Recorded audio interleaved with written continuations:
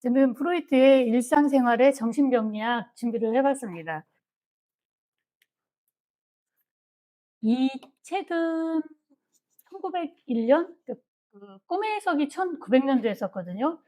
그 후에 꿈의 해석에서는 꿈이 무의식적인 이런 자극에 의해서 꾸어지는 이런 것들을 해석을 했고, 일상생활의 정신병리학에서는 음 그 그 일반적인 사람들의 삶에서도, 그러니까 굳이 특정한 이런 병리가 아니라 일상생활에 사는 정상적인 사람들도 이 무의식적인 이런 일들은 많이 일어난다는 거를 밝힌 게 바로 이 책인 거예요. 읽다가 보면은 아마 프로이트 책에서 가장 읽기 쉽고 이 흥미로운 이런 부분들을 많이 발견을 할 수 있는 게 바로 이 책입니다. 특히 망각이나 사람 이름 기억 못하는 거, 뭐 실언, 실수 행동, 이런 것들을 보면은 그냥 우연히 일어나는 거라고 생각들을 하시잖아요. 프로이트에 의하면은 절대 그렇지 않다는 거예요.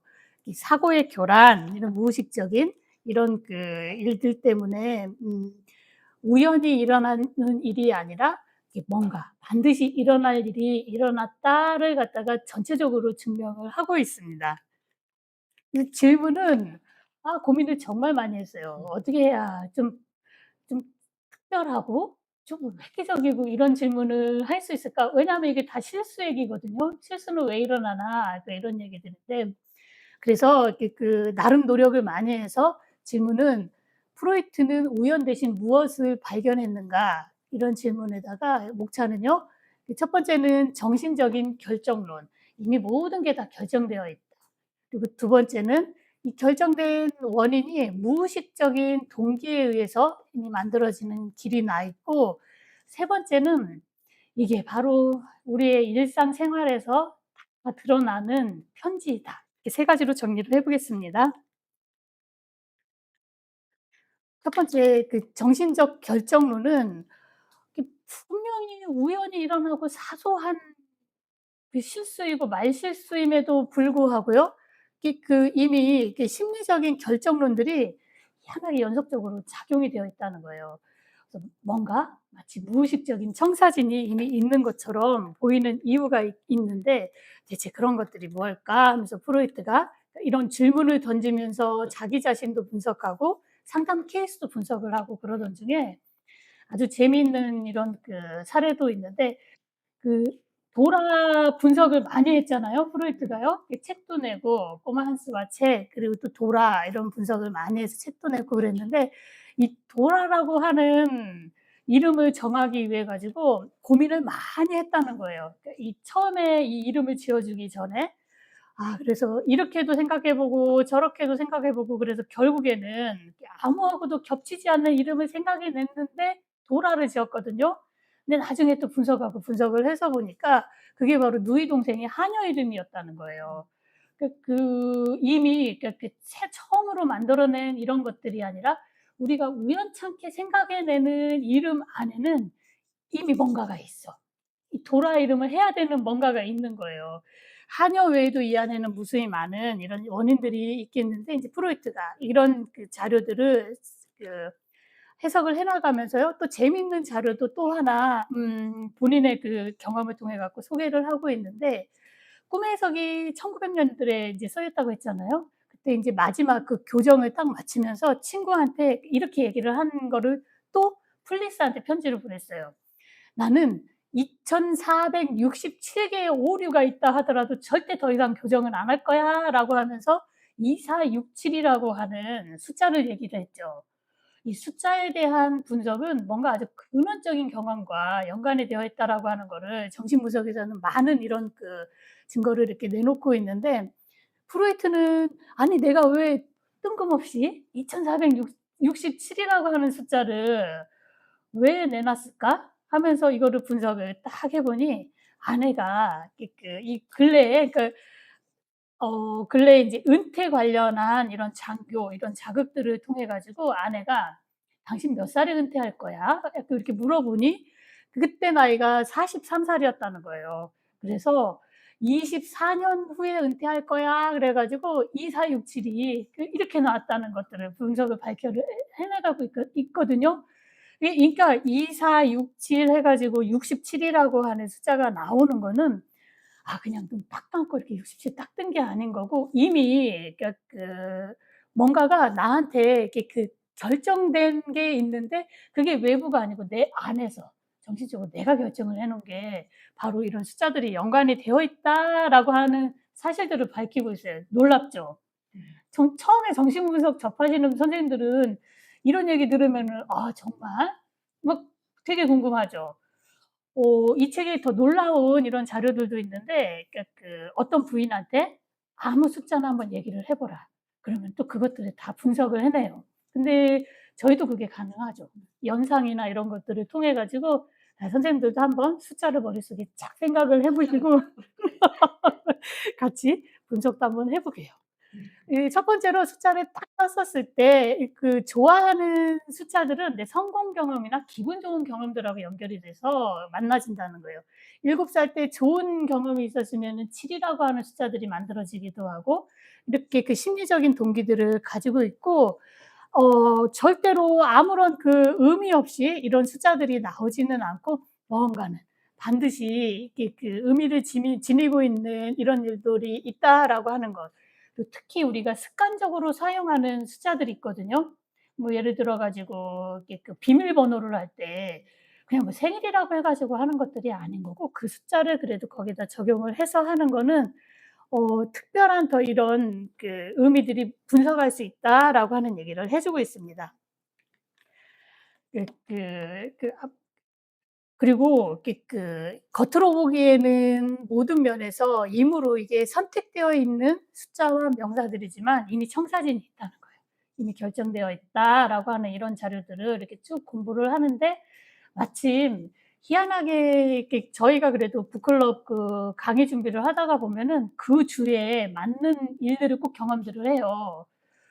특이한 일을 하나를 이렇게 듣게 됐는데, 어떤 남자분이 어 어렸을 때 아버지가 가정을 안 돌본 거예요. 그래 가지고 어느 날 이렇게 아버지가 돌아가셨다라고 하는데도 불구하고 아버지 장례식도 안 가고 단절을 완전히 한 거거든요.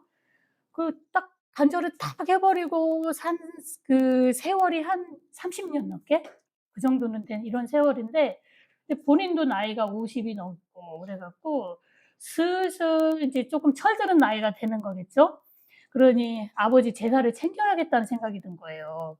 그래서 뭐 돌아가신 이런 것들을 알아야 제사를 챙기잖아요. 그래서 동사무소를 가 가지고 아버지 제사일을 돌아가신 날짜를 확인을 했는데, 그 아버지가 돌아가신 게 맞거든요. 사망 신고가 안 되어 있는, 사망 신고가 안 돼 있어 가지고, 그래서 그 아들이 지금 이제 아버지 사망 신고를 하는 거, 근데 이런 거 절차가 까다롭대요. 이게 막 처리해야 되는 게 재판 과정도 거쳐야 되고 하고 하는데, 어쨌든 사회적인 상징적인 돌아가심이 상징적으로 등록이 안 됐잖아요.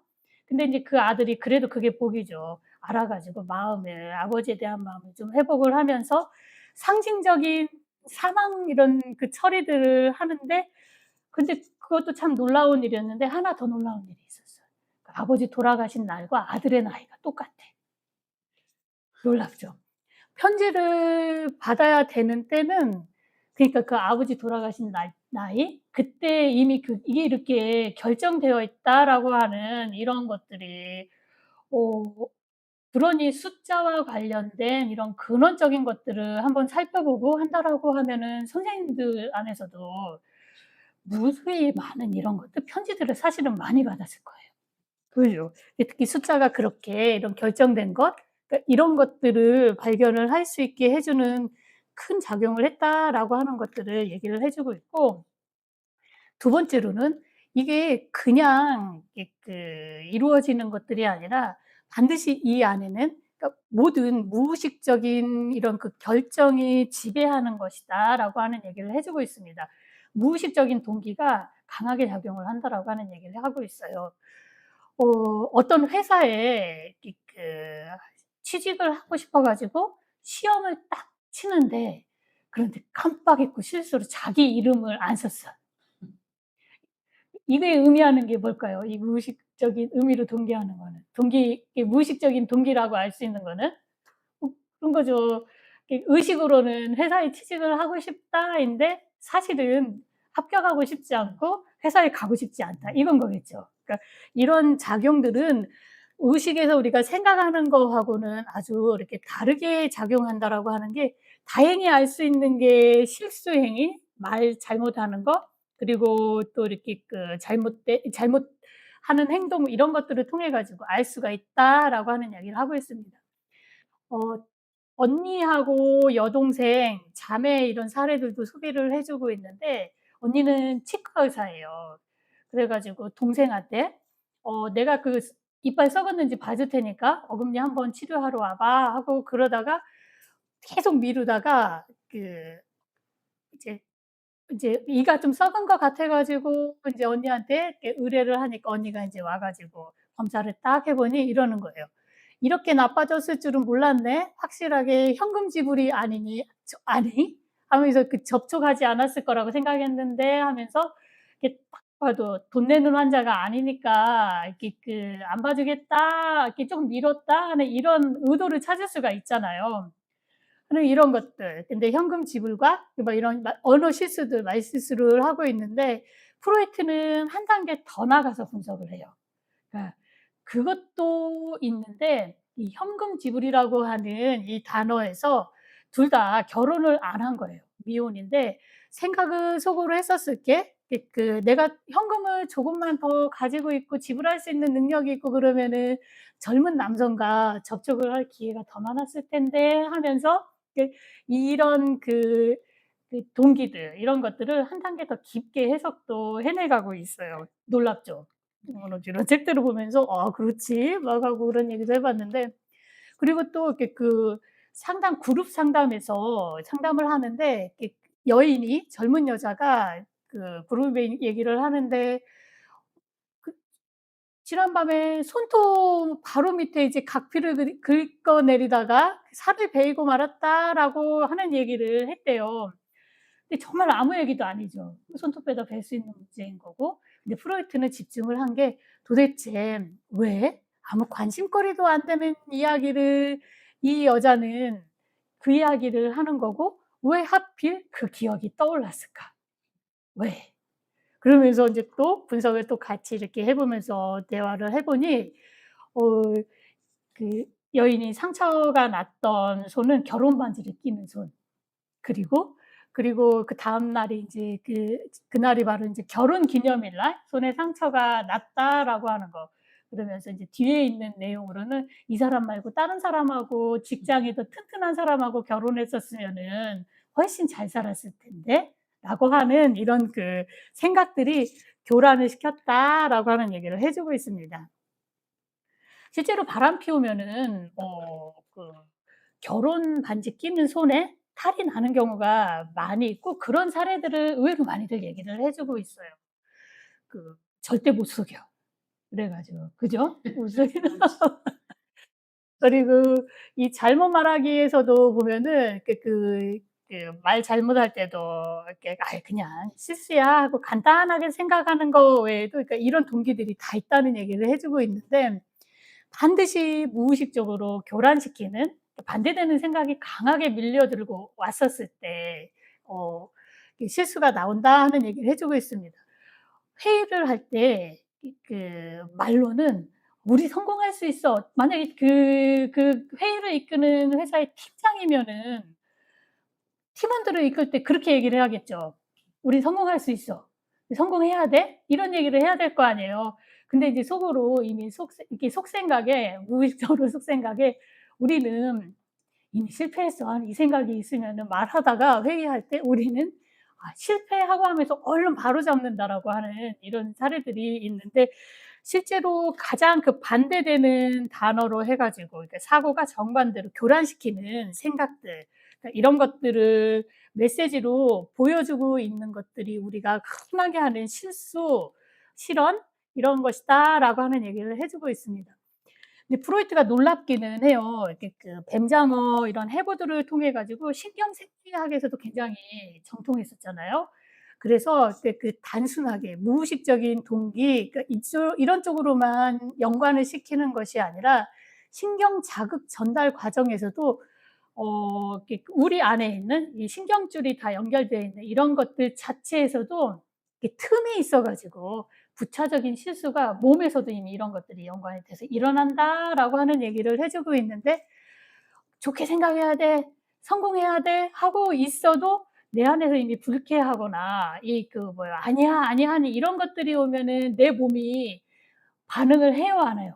당연하게 반응을 하겠죠. 아무리 겉으로는 이렇게 웃어도 이 틈새 이 부차적인 빈틈을 삐짓고 나올 수 있는 이 틈새끼리 만들어지는데 그거는 정신 영역에서뿐만이 아니라 신경 계통에서도 마찬가지로 만들어지기 때문에 말 말도 그냥 이게 다 연관이 되어 있는 거잖아요. 하는 그래서 나온다라고 하는 것까지 증명을 하고 있어요. 그래서 억압된 것을 표출되기 위해서 실수를 이용을 해 가지고 틈새로 나와서 목적을 달성을 할 수 있는 이런 우리의 신경체계, 정신체계 하는 이런 것들이 다 연관이 되어 있다라고 하는 이야기를 하고 있습니다. 하게 그래서 우리 일상생활에 다 이렇게 정신병리 안에 다 흔하게 많이 있는 것들이 다 있다 이런 얘기를 해 주고 있으면서 뭔가 불쾌한 감정을 불러일으키는 무언가가 또 기억하거나 하고 싶지 않았을 때 이런 일들이 발생을 하는데 이것도 참 흔히 있죠. 메일을 보냈는 줄 알았는데 안 보냈어. 아니면 또 그 사람만 빼먹은 적도 있고 그리고 또 이렇게 분명히 아는 얼굴이고 이름을 알 수가 있는데도 불구하고요. 생각이 안 나는 경우가 있잖아요. 그러니까 그 사람과의 뭔가 불편한 감정들이 내 밑에서는 흐르고 있는데 이런 경험 안 해본 사람들이 누가 있어요. 그렇죠. 하는데 이거를 '내 안에 이런 게 흐르고 있다.'라고 생각하는 사람이 적어서 그런 거지. 저는 막 예전에 중학교 때 반성문을 썼는데 분명히 내 의식으로는요. "잘못했습니다. 제가 잘못했습니다."라고 썼는데 선생님이 저를 다시 불러요. 그래 가지고 혼내는데 저는 "잘못을 안 했습니다."라고 쓴 거예요, 중학교 때. 근데 인제 문맥상으로 보면은 "잘못했습니다." 문구는 맞으니까 그래 가지고 그러는데 속으로는 '잘못을 안 했다.'라고 생각하는 거겠죠? 그런 이런 것들이 숨길 수 없는 이런 것들. 이게 이런 것들이 그냥 거의 아무렇지도 않게 흔하게 우연히 일어난 것들이 아니라 이미 뭔가 이렇게 준비된 내 몸과 내 정신 영역이었다 하는 얘기를 해 주고 있는데 흥미로웠던 거는 편집증 환자에 관한 이런 얘기도 이렇게 자료를 이렇게 프로이트가 거론을 하고 있거든요. 의심 많고 분열되어 있고 뭐 이런 편집증적인 특징이잖아요. 그래서 편집증적인 성격이 강한 사람은 길 가다가 그 지나가는 사람이 나를 홧김만 봐도 '나를 감시하는 사람이네.' 하고 의심을 해요. 이 책 사례에서 그 얘기를 다뤄 주고 있어요. 그렇게 됐는데 편집증 환자 사례가 "날 의심을 하고 있다."라고 하는 거를 막 얘기를 해 주고 있는데 내가 알고 있던 프로이트는 '아 저 사람 편집증이야.' 하면서 그거를 분석을 하는 프로이트인데 여기서는 또 다른 프로이트를 만났거든요. 편집증 환자들은 정상인들이 보지 못하는 걸 보는 눈을 가졌다는 거예요.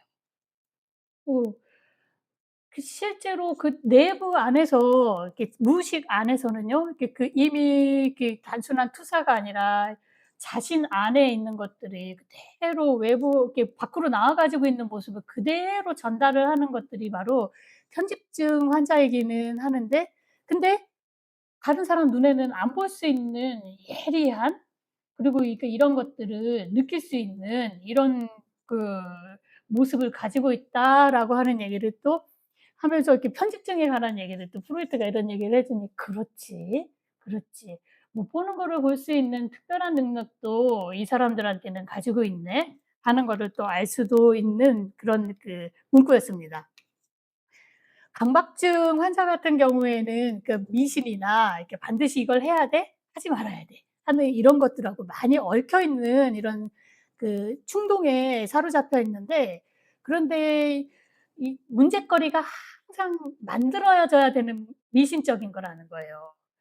그래 가지고 지인 간 사례에서도 자기가 사랑하는 여자가 돌부리에 걸려 갖고 "죽었으면 좋겠어." 또 돌을 치우면서 "안 돼. 사랑하니까."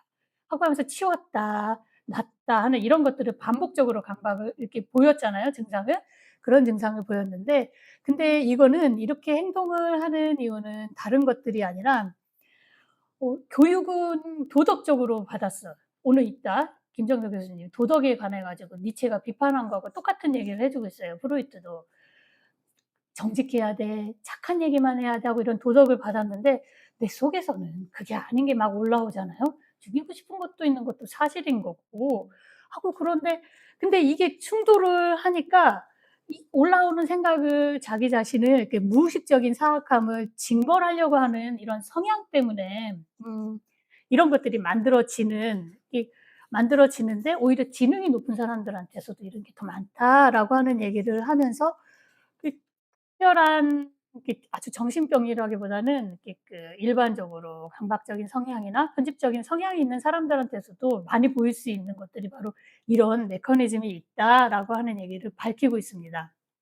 그래서 프로이트가 그 외부에서 일어나는 실제 우연은 믿지만 내부의 정신적인 우연은 믿지 않는다.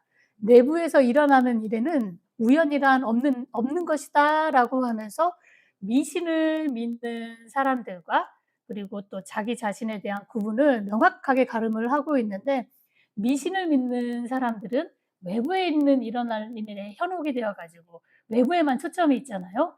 그런데 프로이트는 내부에서 일어나는 일에 초점을 둔다는 거예요. 예를 들어 가지고 지난주 화요일에 참 웃긴 일도 있었어요. 이제 책 따라서 갔나 봐요.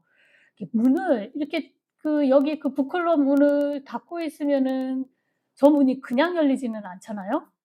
이렇게 앉아 가지고, 그때는 제가 더워 가지고 여기 이제 이 세미나실에서 에어컨을 틀고 시원하게 인제 공부를 좀 하고 있고, 마침 그때 이 부분을 읽고 있었어요. 읽고 이렇게 딱 공부를 딱 하고 있는데 저 문이 스르륵 하고 뚝 열리는 거야, 살짝. 아니 이 안에 문, 예. 이 문이요. 그리고 예전에 북클럽도 문이 활짝 열리는 경험이 한 번이 있었거든요. 그리고 또 뒷베란다를 가니 말벌들이 나와 갖고 나를 못 날아가게 못 나오게 뒷베란다로 뭐 이런 일들이 화요일 날에 막 있는 거예요, 보면서. 미신을 믿는 사람들이었으면, 내가 만약에 미신적인 성향이 강했다면은 '아이 이거 나한테 뭔 일이 일어나려나 보다.' 막 안 돼. 행동 조심해야지만 하는 좀 내부 상황만 파악을 했었을 텐데, 그런데 정신 분석을 하는 사람은 그러니까 이런 일들이 우연하게 일어나기는 했지만 이거를 통해 가지고 내 정신의 내부를 관찰을 한다는 거예요. 어 뭔가 뒤로 나가는 문은 닫혀 있고, 그리고 또 안으로 들어오는 문은 열려 있고, 이 내부에 있는 상황에서 뭔가 변화들이 닫혀 있어야 되는 닫히는 것과 열리는 것이 동시에 일어나는 게 지금 내 시점이구나. 닫아야 될 거는 뭔가 닫아야 되는 이런 것도 있어야 되는 게 맞는 거고, 그런데 닫아지지는 않고 '반드시 또 열리는 문이 또 있구나.'라고 하는 뭐 이런 것들이 해석이 쪼끔 되면서 '일리가 있나요? 아직 쪼끔? 쪼끔 더 해석해야 돼요?' 그래서 프로이트가 하는 얘기는, 그래서 이렇게 그 우연히 일어나는 일들은 나한테 반드시 그거는 편지를 보내는 것이라는 거예요. 뭔가 이게 그 내부에 있는 정신작용들 이런 것들을 살펴보라라고 하는 편지를 보내는 것이기 때문에, 그 현상들의 그 근원을 따지면은 불완전하게 억압된 심리 재료에 의해서 기인하는 것으로 볼 수가 있기 때문에, 그거를 불완전하게 내가 누른 게 뭔가 그거를 오히려 볼 수 있는 표출을 한 표현이다라고 하는 게 우리가 흔하게 하는 실수, 우연한 증상들, 사건들, 그것이다라고 하는 얘기를 해 주고 있습니다. 말하다가 보니까 쪼끔 더 확장이 되면서 풀리네요. 내가 그림을 그릴 때도 문을 못 열어요. 문을 꼭 닫는 그림을 그려 가지고 옛날에 그림 분석하고 그럴 때 "내 문은 아무도 못 열 거다." 막 그랬거든요. 근데 내가 인제 문이 조금 열리려나 봐요.